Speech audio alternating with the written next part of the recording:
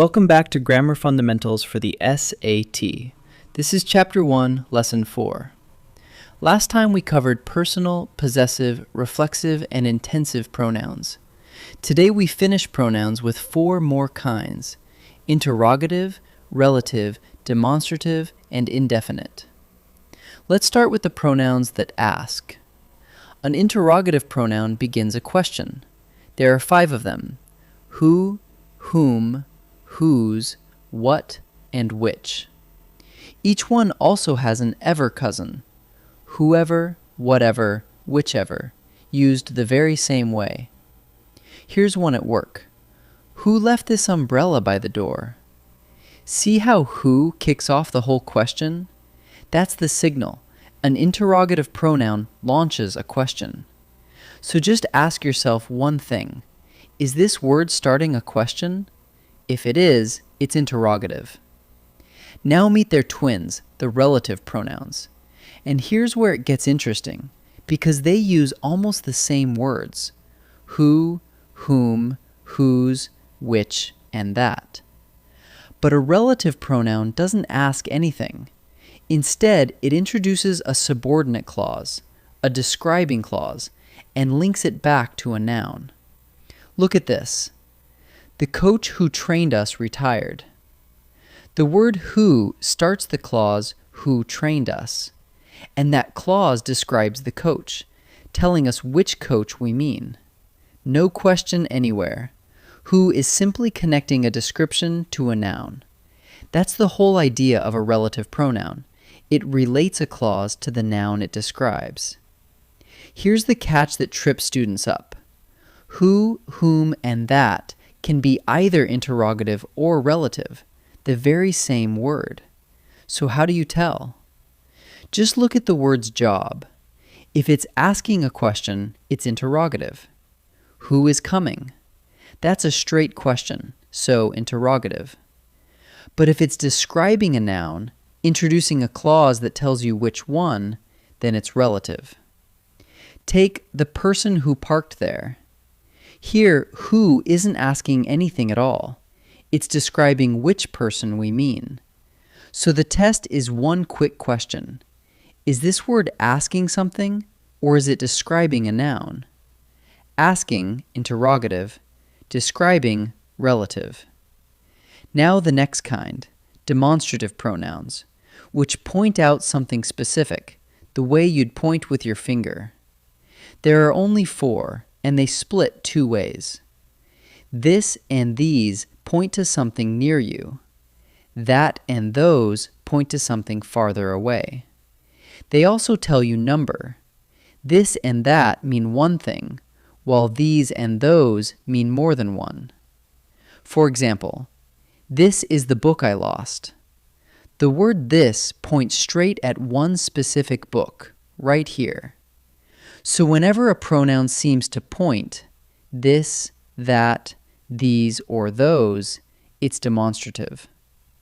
Now their opposite, indefinite pronouns, which refer to people or things in a general, unspecified way. You don't know exactly who or what. Some of them stand for people: everyone, someone, anybody, no one. Some stand for things: something, anything, nothing. And some point to amounts or numbers: all, some, few, several, none, and each. For example, everyone enjoyed the concert. Everyone doesn't name one particular person. It just means people in general. So if a pronoun stays vague, naming no one in particular, it's indefinite. Let's tie it all together. Everyone who saw this loved it. 3 different pronouns, 3 different types, packed into one short sentence. Everyone is indefinite. It refers to people in general. Who is relative here. It introduces the clause who saw this, describing everyone. And notice it isn't asking a question. And this is demonstrative, pointing right at a specific thing. Indefinite, relative, demonstrative. all working together in one line. Spot the job each one is doing, and you've got this whole lesson cold. Let's practice. For each one, decide whether the capitalized pronoun is interrogative, asking a question, or relative, introducing a clause that describes a noun. Pause and try before I answer.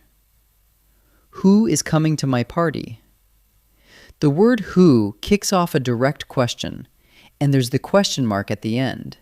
It's asking, not describing. So the answer is interrogative. Is Pat the person who parked in the reserved space? Here, who isn't asking the question. The sentence is. Instead, who introduces the clause, who parked in the reserved space, and that clause describes person. So the answer is relative. Jenny got a calculator that prints out its results. No question here at all. That introduces the clause that prints out its results, describing the calculator. So the answer is relative. Now the last two kinds. Decide whether each capitalized pronoun is demonstrative, pointing to something specific, or indefinite, referring to people or things in general. Pause and try each. How expensive are those? Those points, right at specific items, the ones you're looking at, pointing to something specific. So the answer is demonstrative. Please save some for Mandy. Some doesn't point to anything specific. It refers to an unspecified amount, some of it, in general. So the answer is indefinite. These are the times that everyone enjoys. Watch the capitalized word, everyone. It doesn't point to one specific person. It means people in general. So the answer is indefinite. Let's bring it home. Interrogative pronouns begin a question. Relative pronouns introduce a clause that describes a noun. When the same word could be either, just ask whether it's asking a question or describing a noun.